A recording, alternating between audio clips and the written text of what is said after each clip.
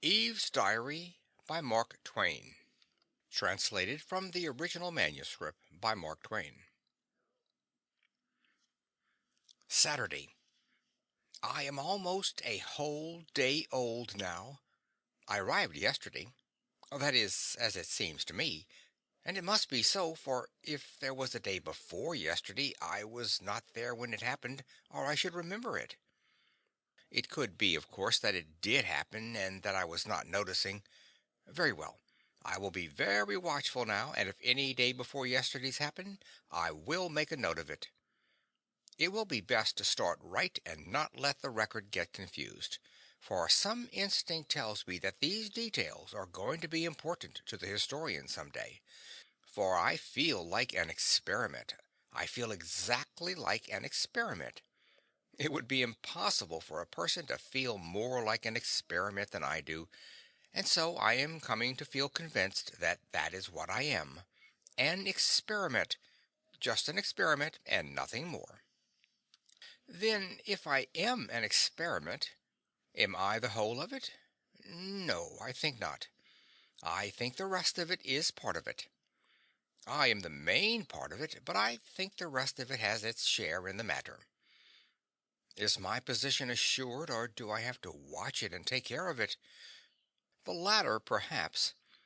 Some instinct tells me that eternal vigilance is the price of supremacy. That is a good phrase, I think, for one so young. Everything looks better today than it did yesterday.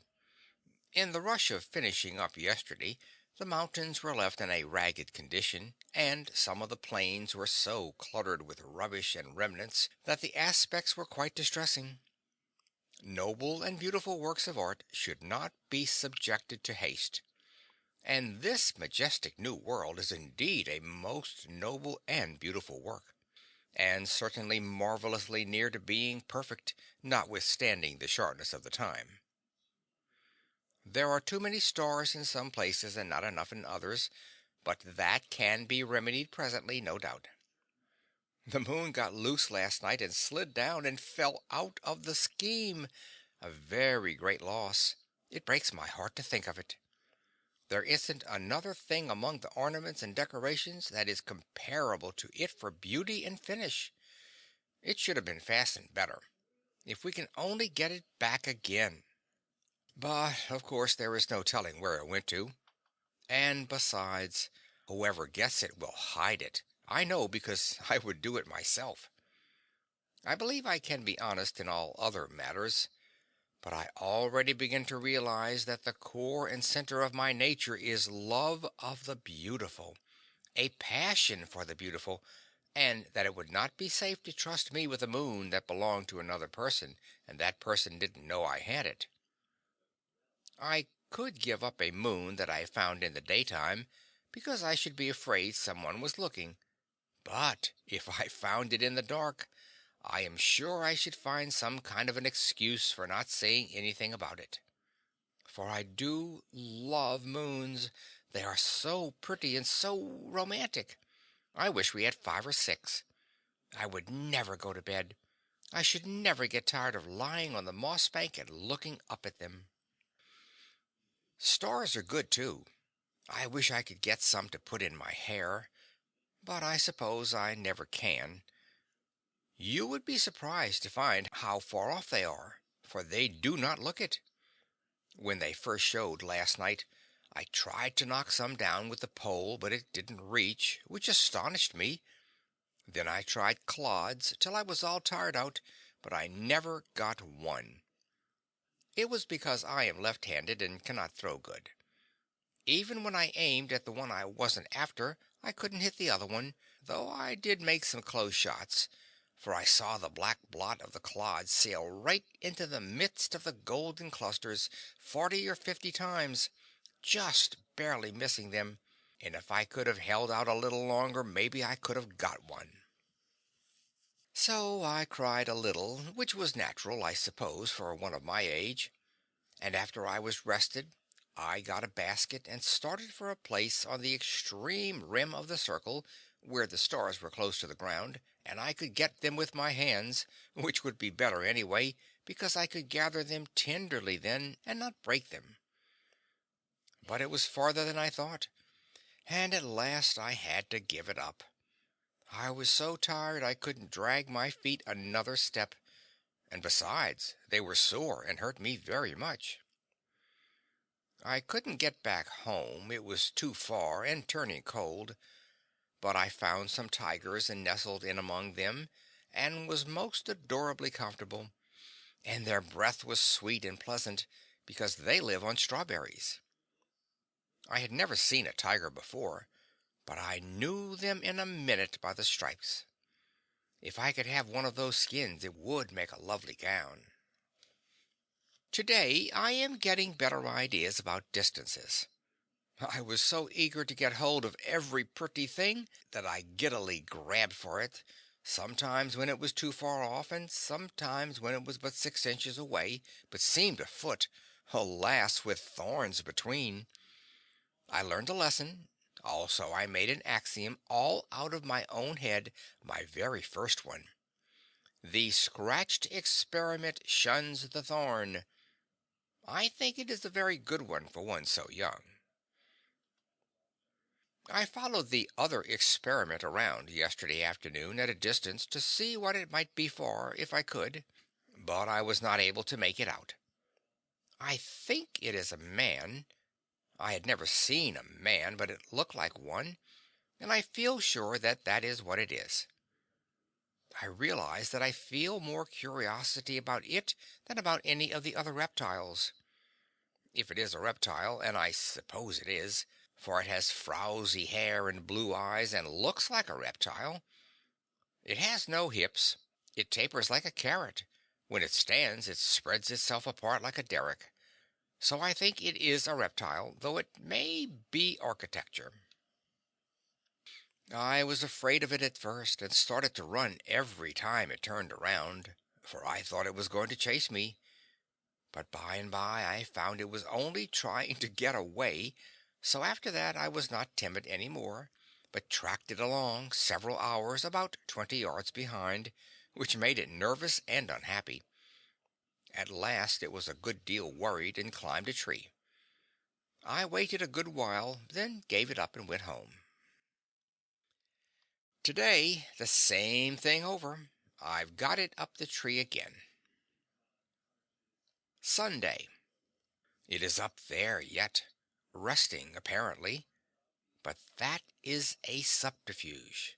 Sunday isn't the day of rest. Saturday is appointed for that. It looks to me like a creature that is more interested in resting than in anything else. It would tire me to rest so much. It tires me just to sit around and watch the tree. I do wonder what it is for. I never see it do anything. They returned the moon last night, and I was so happy. I think it is very honest of them. It slid down and fell off again, but I was not distressed. There is no need to worry when one has that kind of neighbors. They will fetch it back. I wish I could do something to show my appreciation. I would like to send them some stars, for we have more than we can use. I mean I, not we, for I can see that the reptile cares nothing for such things. It has low tastes and is not kind. When I went there yesterday evening in the gloaming, it had crept down and was trying to catch the little speckled fishes that play in the pool, and I had to clod it to make it go up the tree again and let them alone. I wonder if that is what it is for. Hasn't it any heart? Hasn't it any compassion for those little creatures? Can it be that it was designed and manufactured for such ungentle work? It has the look of it. One of the clods took it back of the ear, and it used language. It gave me a thrill, for it was the first time I had ever heard speech except my own. I did not understand the words, but they seemed expressive. When I found it could talk, I felt a new interest in it, for I love to talk. I talk all day and in my sleep too, and I am very interesting. But if I had another to talk to, I could be twice as interesting and would never stop if desired. If this reptile is a man, it isn't an it, is it? That wouldn't be grammatical, would it? I think it would be he. I think so. In that case, one would parse it thus: nominative, he; dative, him; possessive, hisn. Well, I will consider it a man and call it he until it turns out to be something else. This will be handier than having so many uncertainties. Next week, Sunday. All the week I tagged around after him and tried to get acquainted. I had to do the talking because he was shy, but I didn't mind it. He seemed pleased to have me around, and I used the sociable "we" a good deal because it seemed to flatter him to be included. Wednesday. We are getting along very well indeed now, and getting better and better acquainted. He does not try to avoid me any more, which is a good sign, and shows that he likes to have me with him. That pleases me, and I study to be useful to him in every way I can, so as to increase his regard. During the last day or two I have taken all the work of naming things off his hands, and this has been a great relief to him, for he has no gift in that line, and is evidently very grateful. He can't think of a rational name to save him, but I do not let him see that I am aware of his defect. Whenever a new creature comes along, I name it before he has time to expose himself by an awkward silence. In this way I have saved him many embarrassments. I have no defect like this. The minute I set eyes on an animal, I know what it is. I don't have to reflect a moment. The right name comes out instantly, just as if it were an inspiration, as no doubt it is, for I am sure it wasn't in me half a minute before. I seem to know just by the shape of the creature and the way it acts what animal it is. When the dodo came along, he thought it was a wildcat. I saw it in his eye, but I saved him, and I was careful not to do it in a way that could hurt his pride. I just spoke up in a quiet, natural way of pleasing surprise, and not as if I were dreaming of conveying information, and said, "Well, I do declare if there isn't the dodo." I explained, without seeming to be explaining, how I know it for a dodo, and although I thought maybe he was a little piqued that I knew the creature when he didn't, it was quite evident that he admired me. That was very agreeable, and I thought of it more than once with gratification before I slept. How little a thing can make us happy when we feel that we have earned it. Thursday. My first sorrow. Yesterday he avoided me and seemed to wish I would not talk to him. I could not believe it, and thought there was some mistake, for I loved to be with him and loved to hear him talk, and so how could it be that he could feel unkind toward me when I had not done anything? But at last it seemed true, so I went away and sat lonely in the place where I first saw him in the morning that we were made, and I did not know what he was and was indifferent about him. But now it was a mournful place, and every little thing spoke of him, and my heart was very sore. I did not know why very clearly, for it was a new feeling. I had not experienced it before, and it was all a mystery, and I could not make it out. But when night came I could not bear the lonesomeness, and went to the new shelter which he had built, to ask him what I had done that was wrong, and how I could mend it and get back his kindness again. But he put me out in the rain, and it was my first sorrow. Sunday. It is pleasant again now, and I am happy, but those were heavy days. I do not think of them when I can help it. I tried to get him some of those apples, but I cannot learn to throw straight. I failed, but I think the good intention pleased him. They are forbidden, and he says I shall come to harm, But so I come to harm through pleasing him. Why shall I care for that harm? Monday. This morning I told him my name, hoping it would interest him. But he did not care for it. It is strange. If he should tell me his name, I would care. I think it would be pleasanter in my ears than any other sound. He talks very little. Perhaps it is because he is not bright, and is sensitive about it, and wishes to conceal it. Ah, it is such a pity that he should feel so, for brightness is nothing. It is in the heart that the values lie.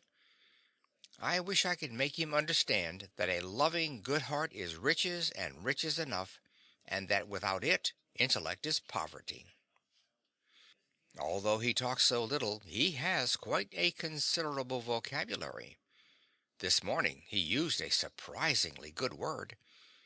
He evidently recognized himself that it was a good one, for he worked it in twice afterward casually.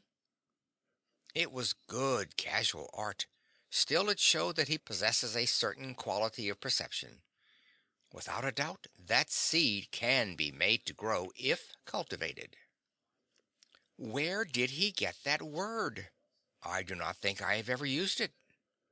No, he took no interest in my name. I tried to hide my disappointment, but I suppose I did not succeed. I went away and sat on the moss bank with my feet in the water. It is where I go when I hunger for companionship, someone to look at, someone to talk to. It is not enough, that lovely white body painted there in the pool, but it is something, and something is better than utter loneliness. It talks when I talk.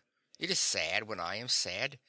It comforts me with its sympathy. It says, "Do not be downhearted, you poor friendless girl. I will be your friend." It is a good friend to me, and my only one. It is my sister. That first time she forsook me, ah, I shall never forget that. Never, never. My heart was lead in my body. I said, "She was all I had, and now she is gone." In my despair, I said, "Break my heart. I cannot bear my life any more," and hid my face in my hands, and there was no solace for me. But when I took them away after a little, there she was again, white and shining and beautiful, and I sprang into her arms. That was perfect happiness. I had known happiness before, but it was not like this, which was ecstasy. I never doubted her afterward. Sometimes she stayed away, maybe an hour, maybe almost the whole day, but I waited and did not doubt. I said, "She is busy, or she is gone on a journey, but she will come." And it was so. She always did. At night she would not come if it was dark, for she was a timid little thing. But if there was a moon, she would come. I am not afraid of the dark, but she is younger than I am. She was born after I was. Many and many are the visits I have paid her. She is my comfort and my refuge when my life is hard, and it is mainly that. Tuesday. All the morning I was at work improving the estate, and I purposely kept away from him in the hope that he would get lonely and come. But he did not. At noon I stopped for the day and took my recreation by flitting all about with the bees and the butterflies and reveling in the flowers, those beautiful creatures that catch the smile of God out of the sky and preserve it. I gathered them and made them into wreaths and garlands and clothed myself in them while I ate my luncheon, apples, of course. Then I sat in the shade and wished and waited. But he did not come. But no matter. Nothing would have come of it, for he does not care for flowers. He called them rubbish, and cannot tell one from another, and thinks it is superior to feel like that. He does not care for me. He does not care for flowers. He does not care for the painted sky at eventide. Is there anything he does care for except building shacks to coop himself up in from the good clean rain, and thumping the melons and sampling the grapes and fingering the fruit on the trees to see how those properties are coming along? I laid a dry stick on the ground and tried to bore a hole in it with another one in order to carry out a scheme that I had, and soon I got an awful fright. A thin, transparent, bluish film rose out of the hole, and I dropped everything and ran. I thought it was a spirit, and I was so frightened. But I looked back, and it was not coming, so I leaned against a rock and rested and panted, and let my limbs go on trembling until they got steady again.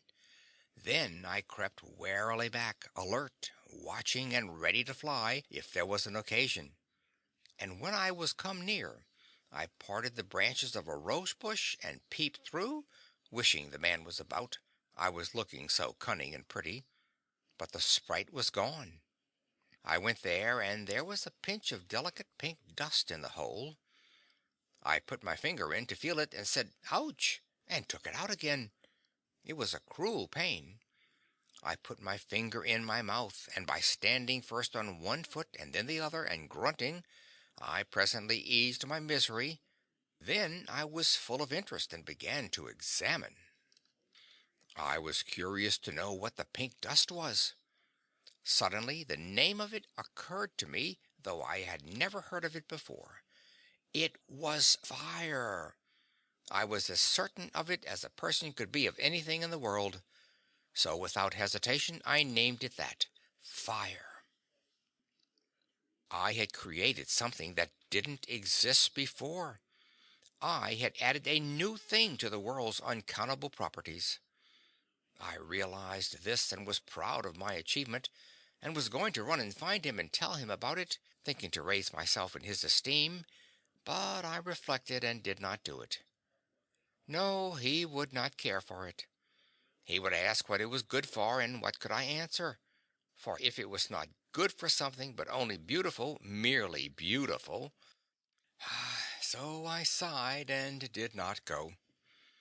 For it wasn't good for anything. It could not build a shack. It could not improve melons. It could not hurry a fruit crop. It was useless. It was foolishness and a vanity. He would despise it and say cutting words. But to me it was not despicable. I said, "Oh, you fire, I love you, you dainty pink creature, for you are beautiful, and that is enough," and was going to gather it to my breast, but refrained. Then I made another maxim out of my head, though it was so nearly like the first one that I was afraid it was only a plagiarism. The burnt experiment shuns the fire. I wrought again, and when I had made a good deal of fire dust, I emptied it into a handful of dry brown grass, intending to carry it home and keep it always and play with it. But the wind struck it, and it sprayed up and spat out at me fiercely, and I dropped it and ran.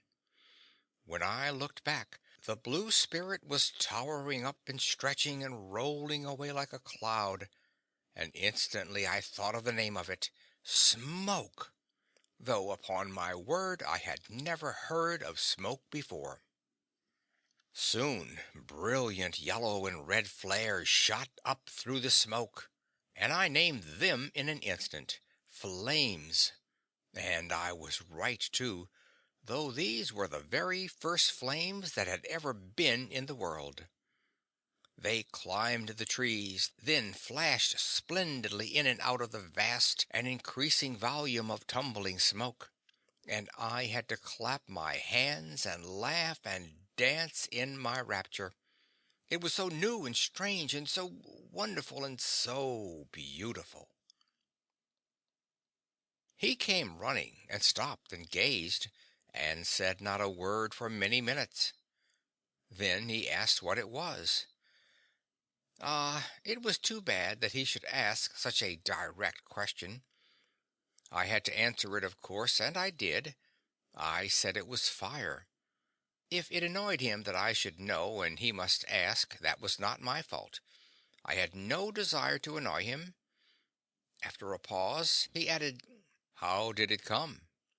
Another direct question, and it also had to have a direct answer. I made it. The fire was traveling farther and farther off. He went to the edge of the burned place and stood looking down and said, "What are these? Fire coals?"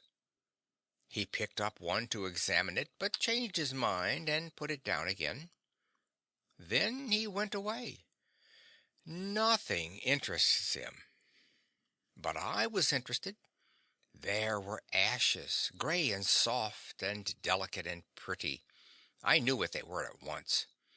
And the embers. I knew the embers, too. I found my apples and raked them out and was glad, for I am very young and my appetite is active. But I was disappointed. They were all burst open and spoiled. Spoiled apparently, but it was not so. They were better than raw ones. Fire is beautiful. Some day it will be useful, I think. Friday. I saw him again for a moment last Monday at nightfall, but only for a moment. I was hoping he would praise me for trying to improve the estate, for I had meant well and had worked hard. But he was not pleased and turned away and left me. He was also displeased on another account. I tried once more to persuade him to stop going over the falls. That was because the fire had revealed to me a new passion, quite new and distinctly different from love, grief, and those others which I had already discovered. Fear. And it is horrible. I wish I had never discovered it. It gives me dark moments. It spoils my happiness. It makes me shiver and tremble and shudder. But I could not persuade him, for he has not discovered fear yet, and so he could not understand me. Extract from Adam's diary. Perhaps I ought to remember that she is very young, a mere girl, and make allowances. She is all interest, eagerness, vivacity. The world is to her a charm, a wonder, a mystery, a joy. She can't speak for delight when she finds a new flower. She must pet it and caress it and smell it and talk to it and pour out endearing names upon it. And she is color mad. Brown rocks, yellow sand, gray moss, green foliage, blue sky, the pearl of the dawn, the purple shadows of the mountains, the golden islands floating in crimson seas at sunset, the pallid moon sailing through the shredded cloud rack, the star jewels glittering in the wastes of space. None of them is of any practical value so far as I can see, but because they have color and majesty, that is enough for her, and she loses her mind over them. If she could quiet down and keep still a couple of minutes at a time, it would be a reposeful spectacle. In that case, I should enjoy looking at her. Indeed, I am sure I could, for I am coming to realize that she is a quite remarkably comely creature. Lithe, slender, trim, rounded, shapely, nimble, graceful. And once, when she was standing, marble white and sun-drenched on a boulder, with her young head tilted back and her hand shading her eyes, watching the flight of a bird in the sky, I recognized that she was beautiful. Monday noon. If there is anything on the planet that she is not interested in, it is not in my list. There are animals that I am indifferent to, but it is not so with her. She has no discrimination. She takes to all of them. She thinks they are all treasures. Every new one is welcome. When the mighty Brontosaurus came striding into camp, she regarded it as an acquisition. I considered it a calamity. That is a good sample of the lack of harmony that prevails in our views of things. She wanted to domesticate it. I wanted to make it a present of the homestead and move out. She believed it could be tamed by kind treatment and would be a good pet.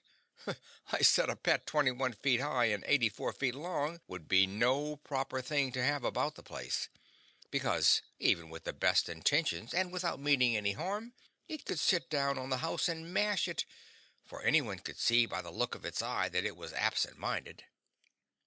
Still, her heart was set upon having that monster, and she couldn't give it up. She thought we could start a dairy with it, and wanted me to help milk it. But I couldn't. It was too risky. The sex wasn't right, and we hadn't any ladder anyway. Then she wanted to ride it and look at the scenery. 30 or 40 feet of its tail was lying on the ground like a fallen tree, and she thought she could climb it, but she was mistaken. When she got to the steep place it was too slick, and down she came, and would have hurt herself but for me. Was she satisfied now? No. Nothing ever satisfies her but demonstration. Untested theories are not in her line, and she won't have them. It is the right spirit, I concede it. It attracts me. I feel the influence of it. If I were with her more, I think I should take it up myself. Well, she had one theory remaining about this colossus. She thought that if we could tame it and make him friendly, we could stand in the river and use him for a bridge. It turned out that he was already pretty tame enough, at least as far as she was concerned, so she tried her theory, but it failed. Every time she got him properly placed in the river and went ashore to cross over him, he came out and followed her around like a pet mountain. Like the other animals. They all do that. Eve's diary continued. Tuesday, Wednesday, Thursday, and today, all without seeing him. It is a long time to be alone. Still, it is better to be alone than unwelcome. Friday. I had to have company. I was made for it, I think. So I made friends with the animals.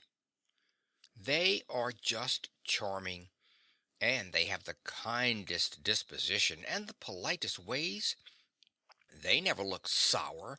They never let you feel that you're intruding.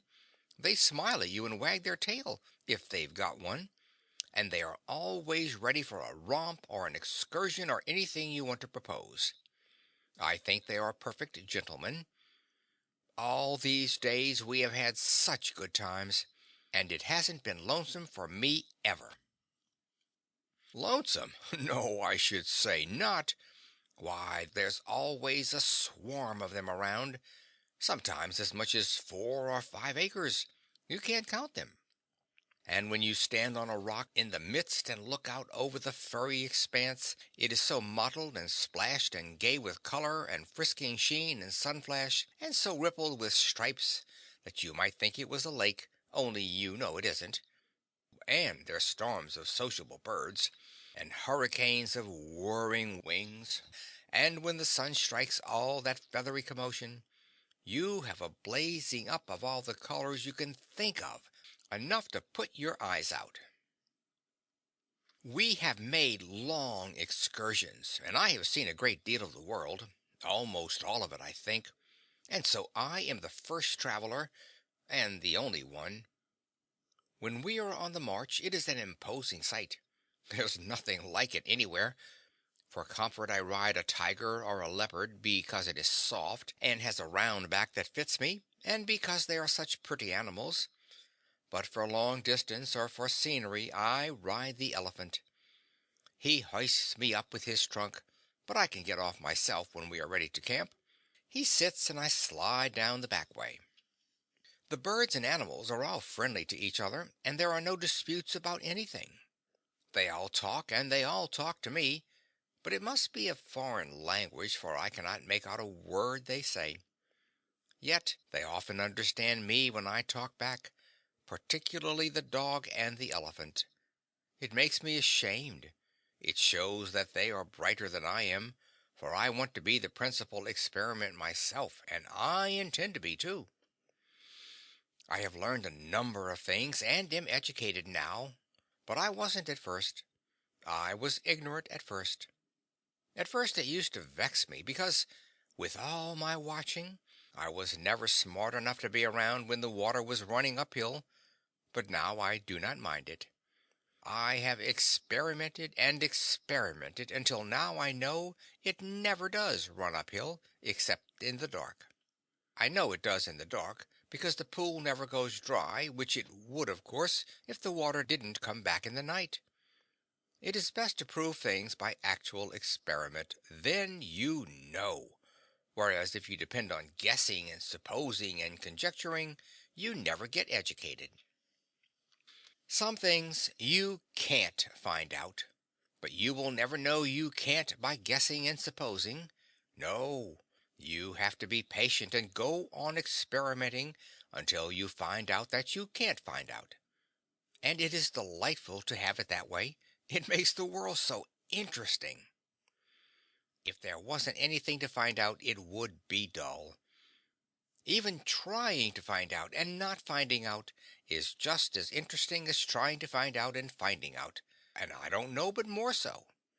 The secret of the water was a treasure until I got it. Then the excitement all went away and I recognized a sense of loss. By experiment I know that wood swims, and dry leaves and feathers and plenty of other things.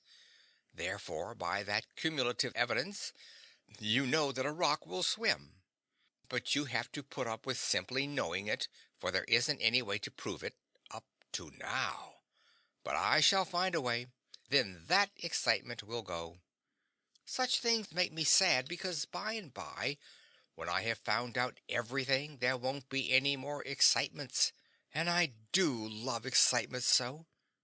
The other night I couldn't sleep for thinking about it. At first, I couldn't make out what I was made for.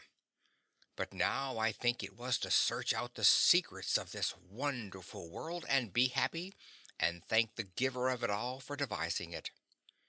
I think there are many things to learn yet. I hope so. And by economizing and not hurrying too fast, I think they will last weeks and weeks. I hope so. When you cast up a feather, it sails away on the air and goes out of sight. Then you throw up a clod, and it doesn't. It comes down every time. I have tried it, and it is always so. I wonder why it is. Of course, it doesn't come down, but why should it seem to? I suppose it is an optical illusion. I mean, one of them is. I don't know which one. It may be the feather, it may be the clod. I can't prove which it is. I can only demonstrate that one or the other is a fake, and let a person take his choice. By watching, I know that the stars are not going to last. I have seen some of the best ones melt and run down the sky. Since one can melt, they can all melt. Since they can all melt, they can all melt the same night. That sorrow will come, I know it. I mean to sit up every night and look at them as long as I can stay awake, and I will impress those sparkling fields on my memory, so that by and by, when they are taken away, I can by my fancy restore those lovely myriads to the black sky and make them sparkle again, and double them by the blurs of my tears. After the Fall. When I look back, the garden is a dream to me.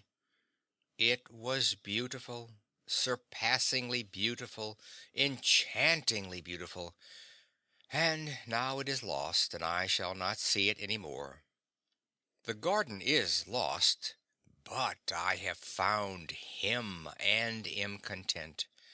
He loves me as well as he can. I love him with all the strength of my passionate nature, and this, I think, is proper to my youth and sex. If I ask myself why I love him, I find I do not know, and do not really much care to know.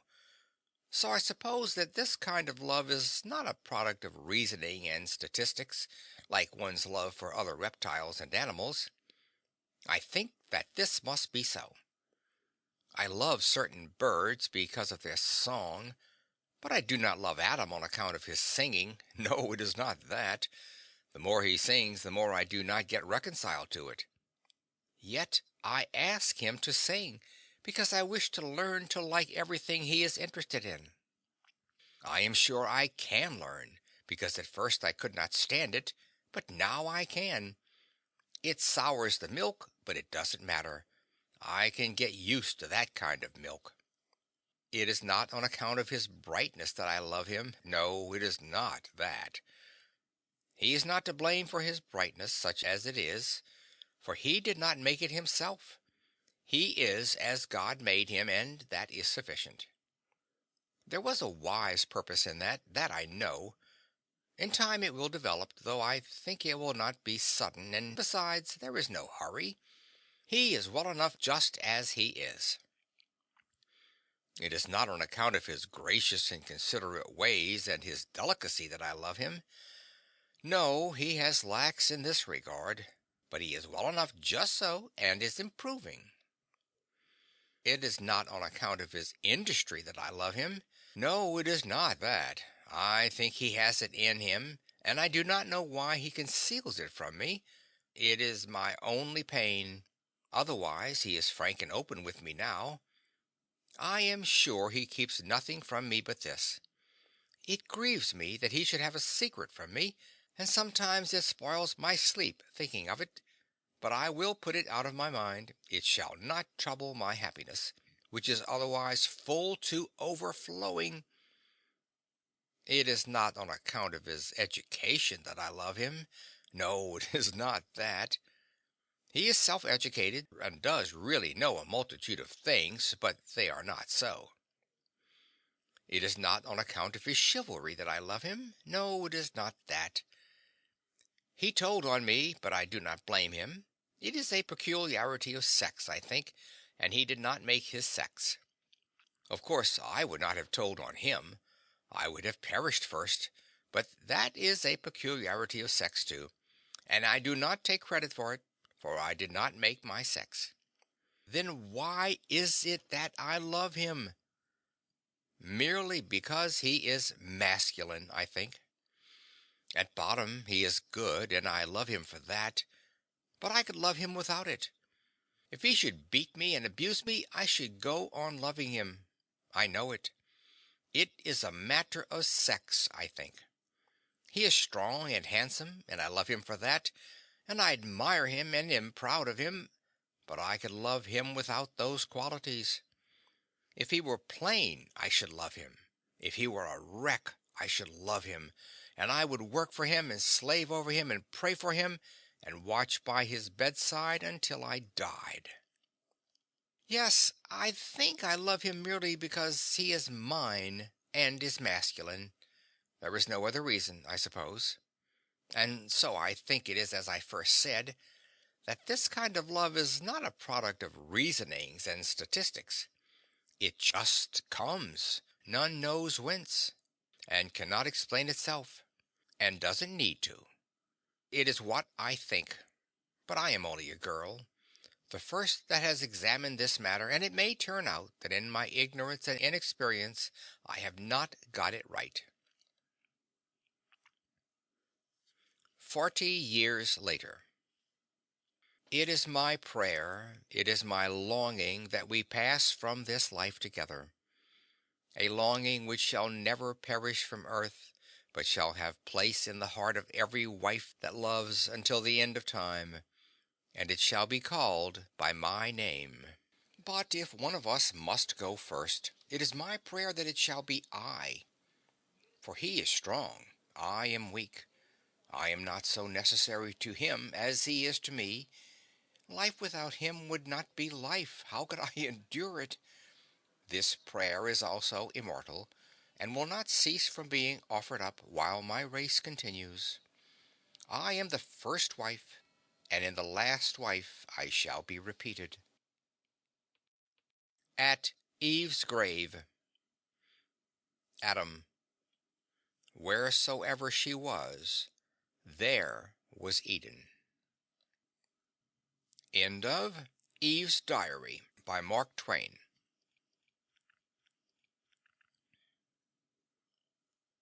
Extracts from Adam's Diary, translated from the original manuscript by Mark Twain. Note: I translated a portion of this diary some years ago, and a friend of mine printed a few copies in an incomplete form, but the public never got them. Since then, I have deciphered some more of Adam's hieroglyphics, and think he has now become sufficiently important as a public character to justify this publication. Mark Twain. Monday. This new creature with the long hair is a good deal in the way. It is always hanging around and following me about. I don't like this. I am not used to company.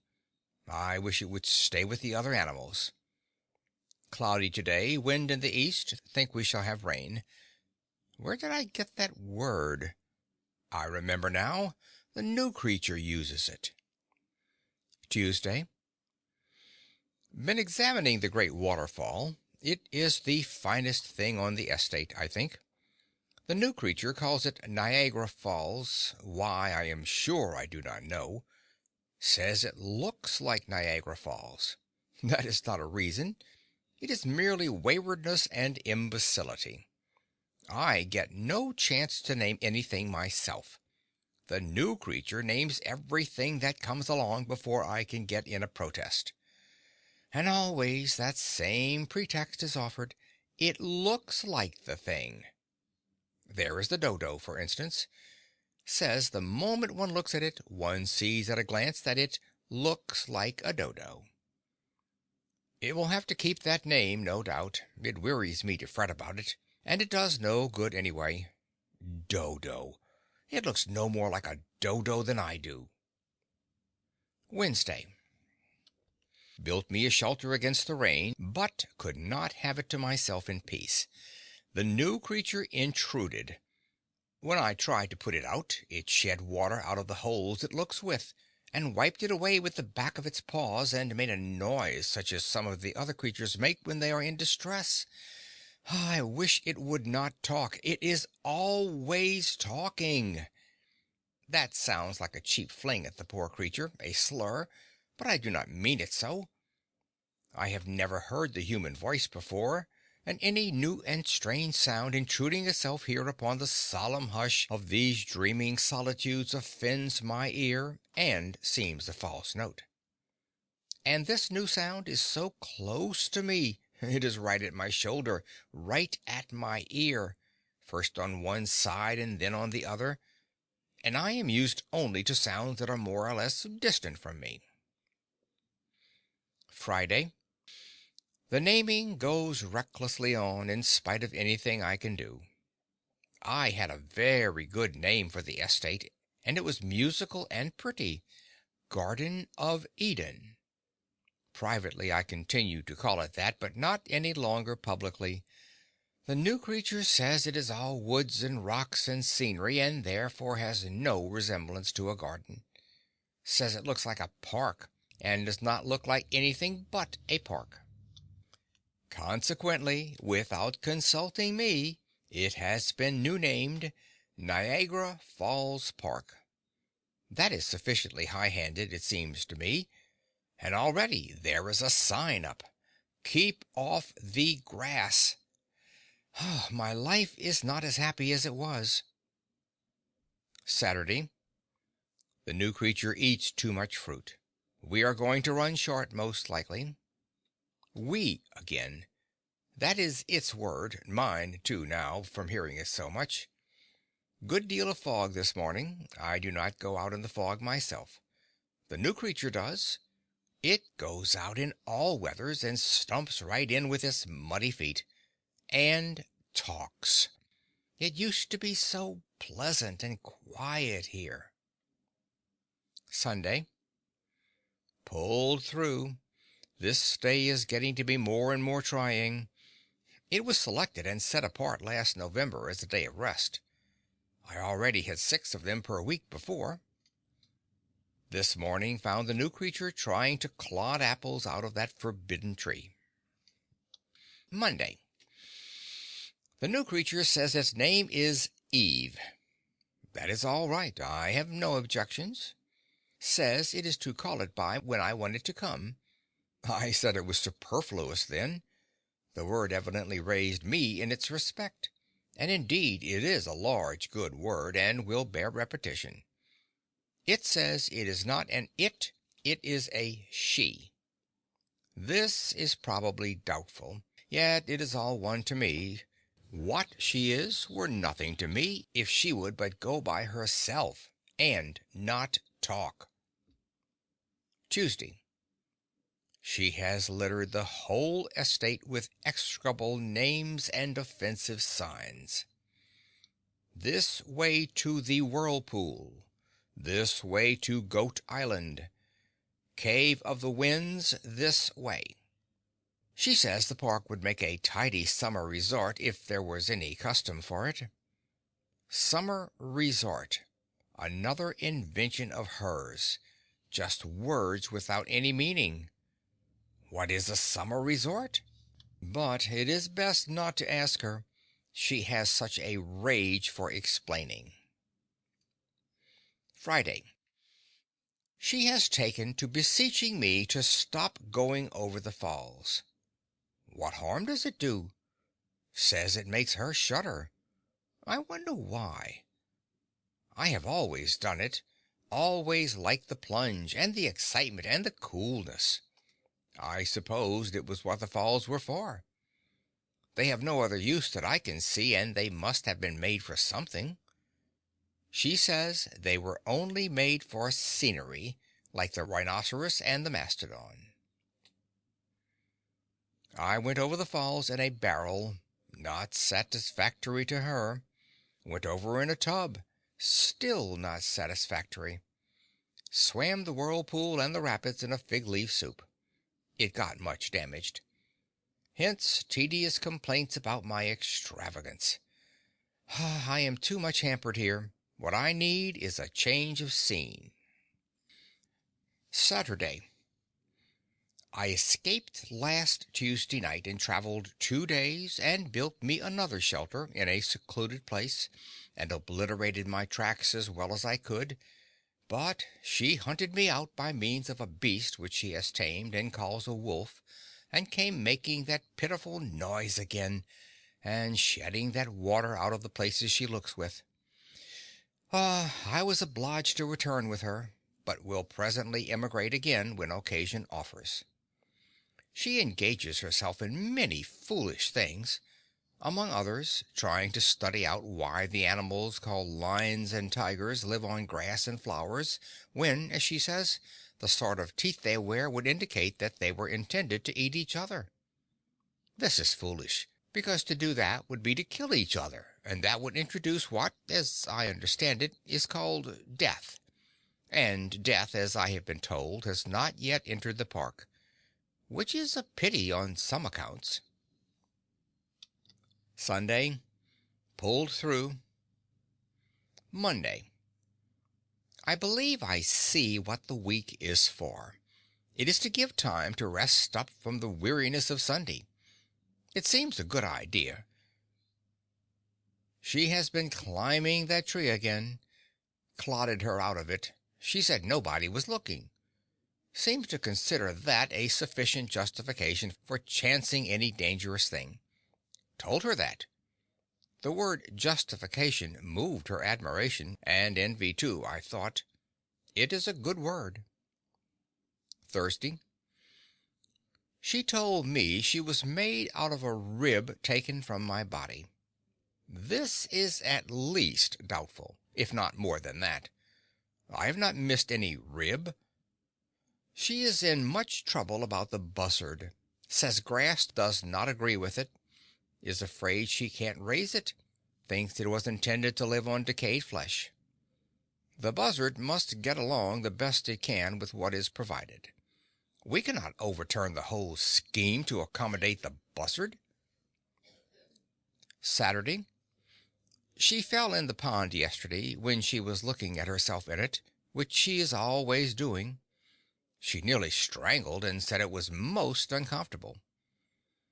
This made her sorry for the creatures which live in there, which she calls fish, for she continues to fasten names onto things that don't need them and don't come when they are called by them, which is a matter of no consequence to her, as she is such a numbskull anyway.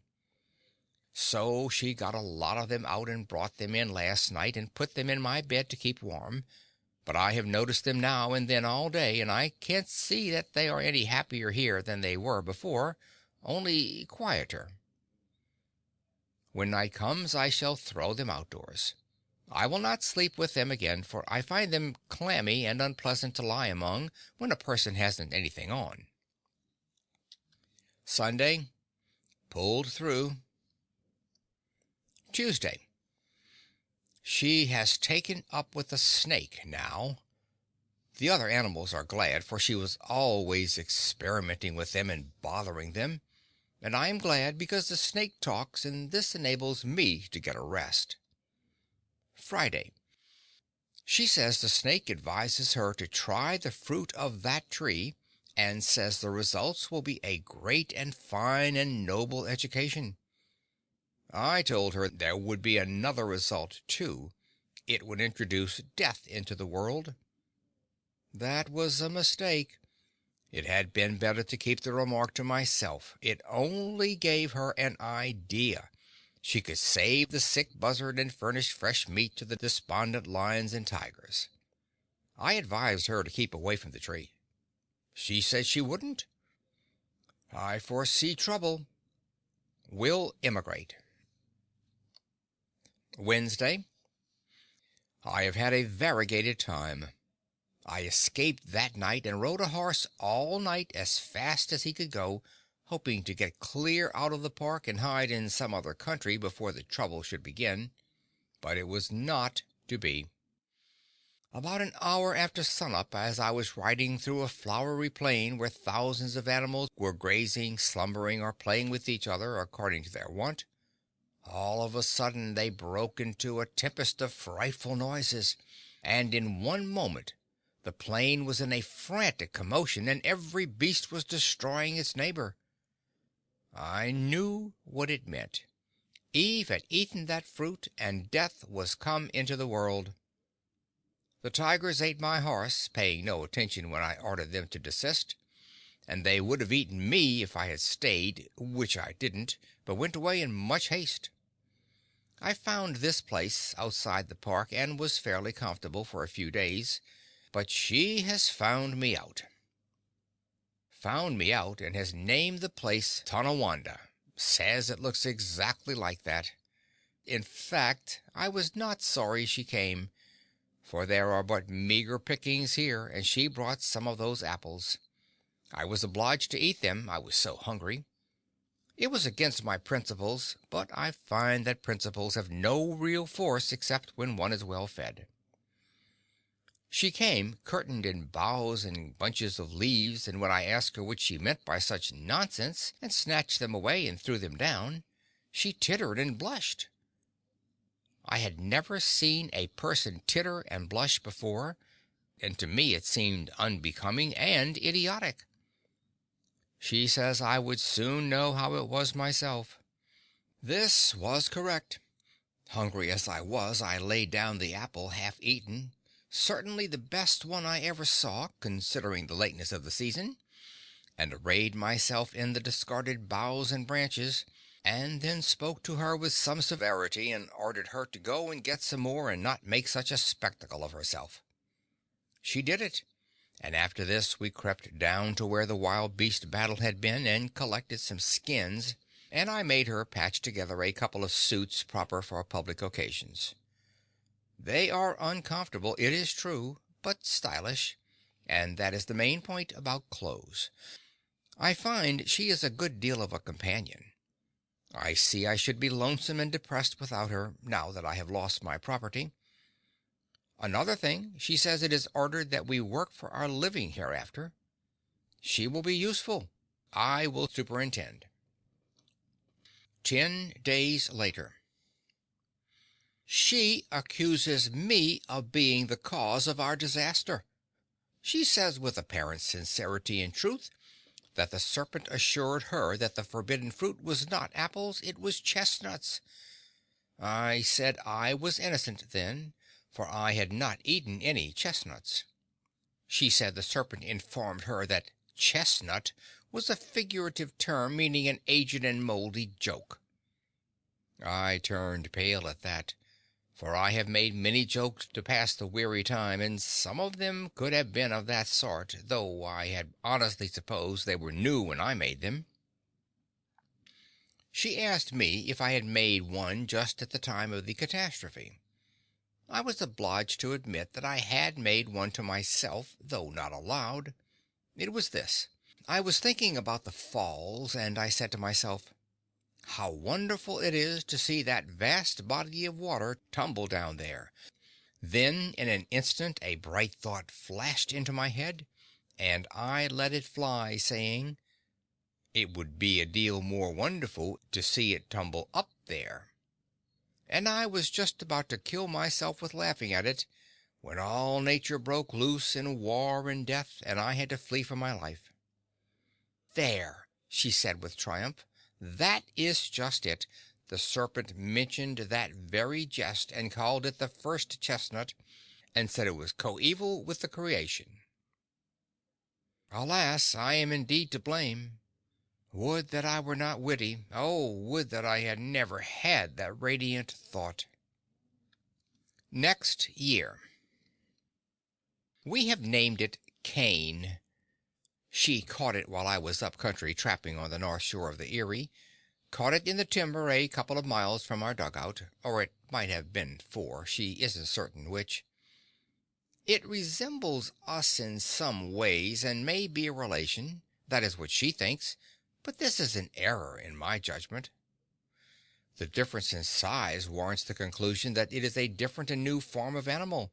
A fish, perhaps, though when I put it in the water to see, it sank, and she plunged in and snatched it out before there was an opportunity for the experiment to determine the matter.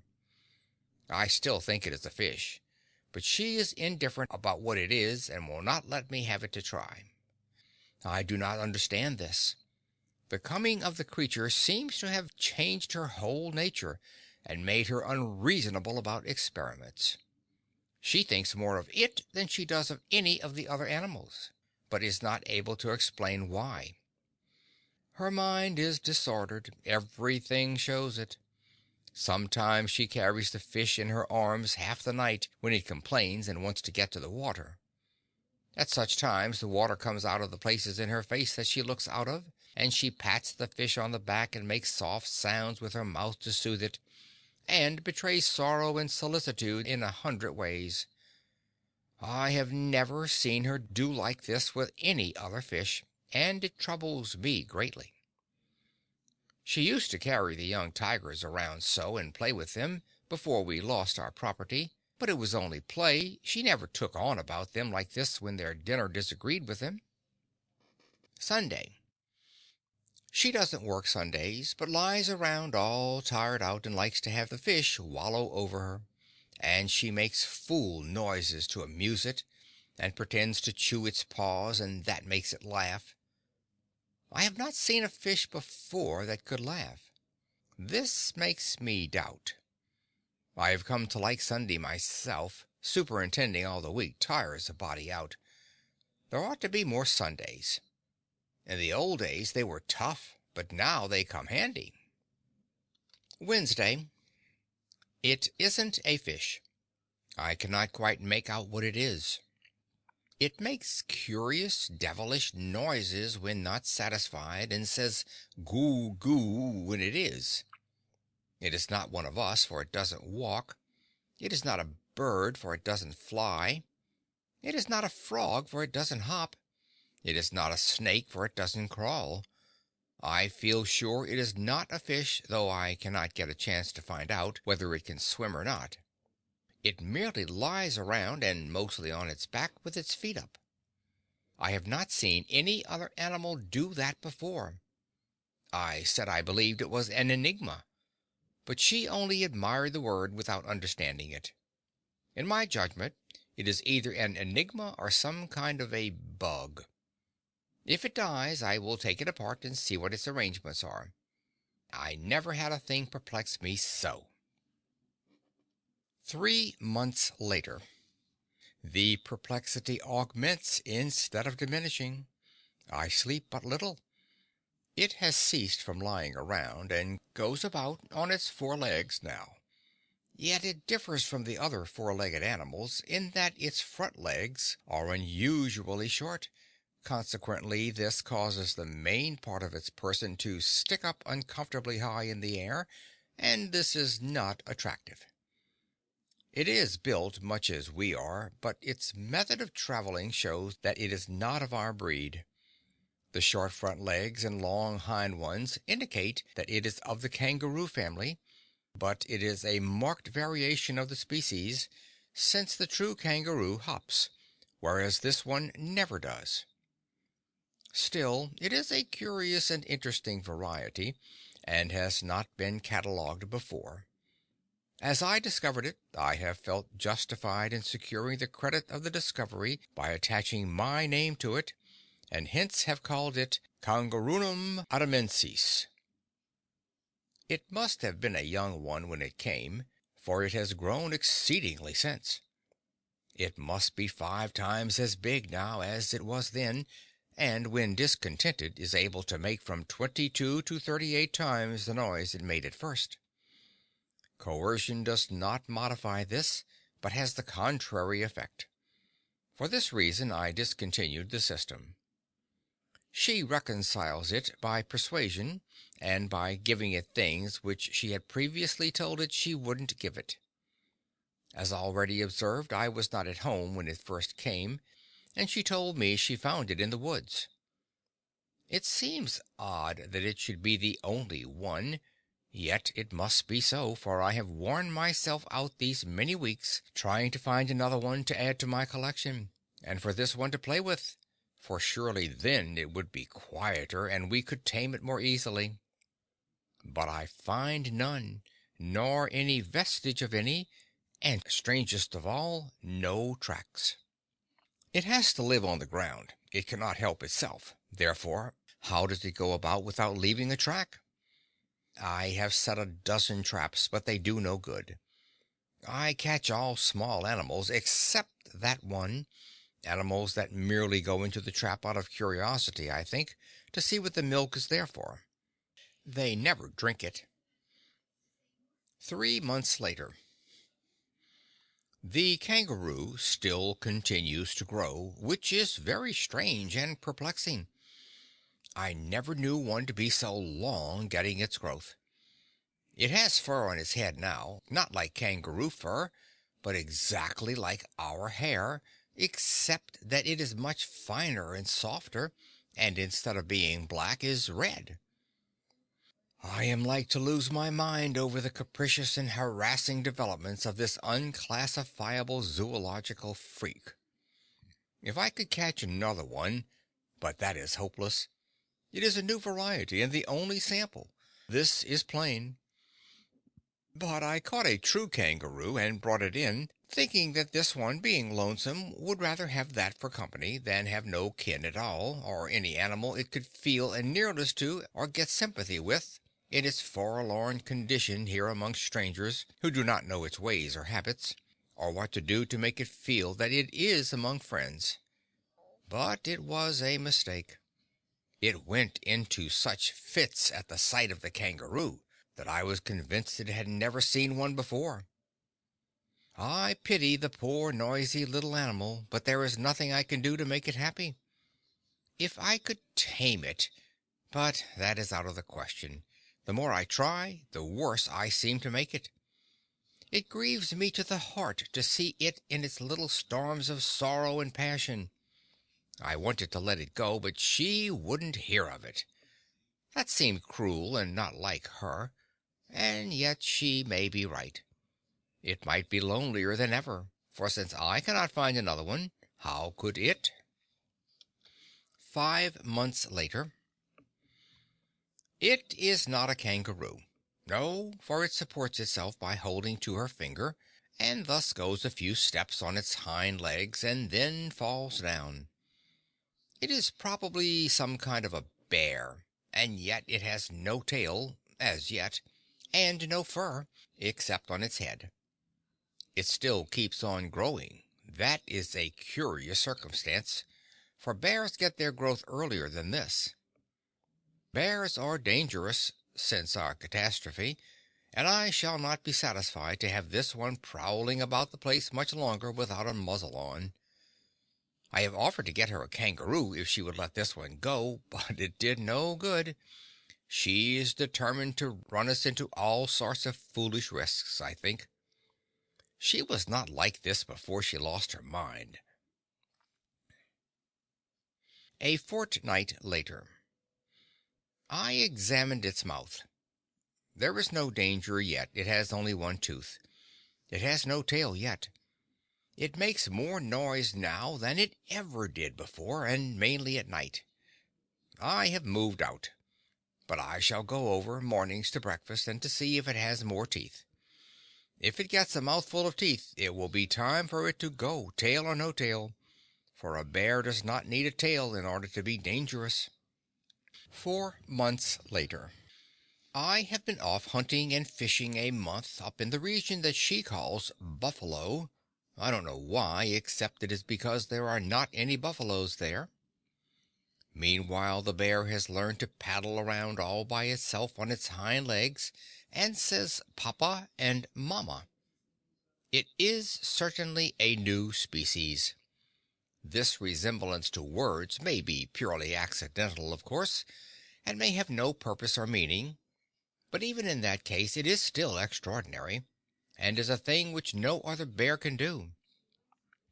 This imitation of speech, taken together with general absence of fur and entire absence of tail, sufficiently indicates that this is a new kind of bear. The further study of it will be exceedingly interesting. Meanwhile, I will go off on a far expedition among the forests of the north and make an exhaustive search. There must certainly be another one somewhere, and this one will be less dangerous when it has company of its own species. I will go straight away, but I will muzzle this one first. 3 months later. It has been a weary, weary hunt, yet I have had no success. In the meantime, without stirring from the home estate, she has caught another one. I never saw such luck. I might have hunted these woods 100 years. I never should have run across that thing. Next day. I have been comparing this new one with the old one, and it is perfectly plain that they are the same breed. I was going to stuff one of them for my collection, but she is prejudiced against it for some reason or other, so I have relinquished the idea, though I think it is a mistake.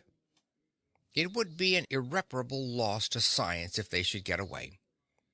The old one is tamer than it was, and can laugh and talk like the parrot, having learned this no doubt from being with the parrot so much, and having the imitative faculty in a highly developed degree.